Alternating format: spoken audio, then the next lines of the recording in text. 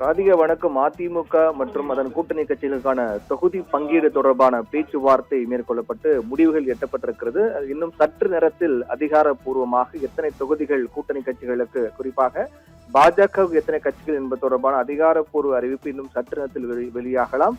இதில் மிக முக்கியமாக பார்க்கப்பட வேண்டியது என்னவென்றால், அதிமுகவுடைய தலைமை அலுவலகத்தில் அதிமுகவோடு கூட்டணி வைத்திருக்கக்கூடிய கூட்டணி கட்சியின் தலைவர்கள், குறிப்பாக அம்மா மக்கள் முன்னேற்ற கழகத்தினுடைய தலைவர் டிடிவி தினகரன் வந்திருக்கிறார். கிட்டத்தட்ட 9 ஆண்டுகளுக்கு பிறகு தினகரன் அதிமுகவுடைய தலைமை அலுவலகம் வந்திருப்பதும் மிகுந்த முக்கியத்துவம் வாய்ந்த ஒன்றாக தான் பார்க்கப்படுகிறது.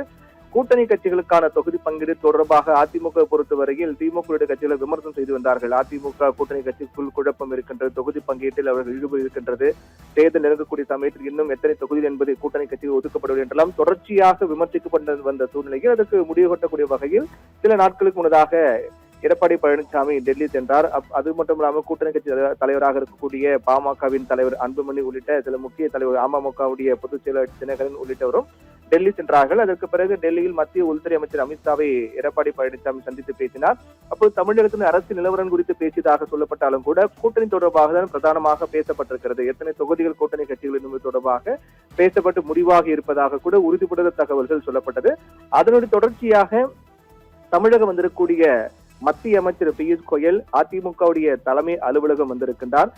பாஜகவுடைய மிக முக்கியமான தலைவர்களும் உடன் வந்திருக்கின்றார்கள். குறிப்பாக மத்திய இணையமைச்சர் எல் முருகன், அதே போன்று தமிழக பாஜக தலைவர் நயினா நாகேந்திரன், முன்னாள் தலைவர் தமிழிசை சவுந்தரராஜன் உள்ளிட்ட பல முக்கியமான தலைவர்களும் அதிமுகவின் தலைமை அலுவலகத்தில் வந்திருக்கின்றார்கள். அதே போன்று கூட்டணி கட்சி தலைவராக கூடிய அமமுகவினுடைய பொதுச் செயலாளர் டிடிவி தினகரன் உள்ளிட்ட அதிமுகவின் தலைமை அலுவலகம் வந்திருக்கின்றார்.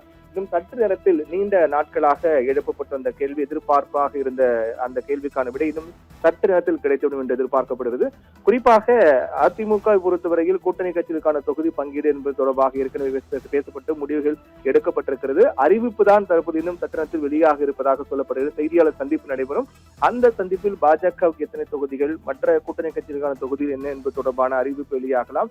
அதில் குறிப்பாக கடந்த 2021 சட்டமன்ற தேர்தலில் நாம் பார்த்தோம் என்றால் பாஜகவுக்கு 20 தொகுதிகள் ஒதுக்கப்பட்டது. ஆனால் இந்த முறை அதைவிட கூடுதலான தொகுதிகள் ஒதுக்க வேண்டும், 30க்கும் மேற்பட்ட தொகுதிகள் எல்லாம் தொடக்கத்தில் கேட்கப்பட்டதாக சொல்லப்பட்டு தற்போது ஒரு முடிவு வந்திருக்கிறார்கள். அது தொடர்பான அதிகாரப்பூர்வ அறிவிப்பு இன்னும் சற்று நேரத்தில் வெளியாக இருப்பதாக பார்க்கப்படுகிறது.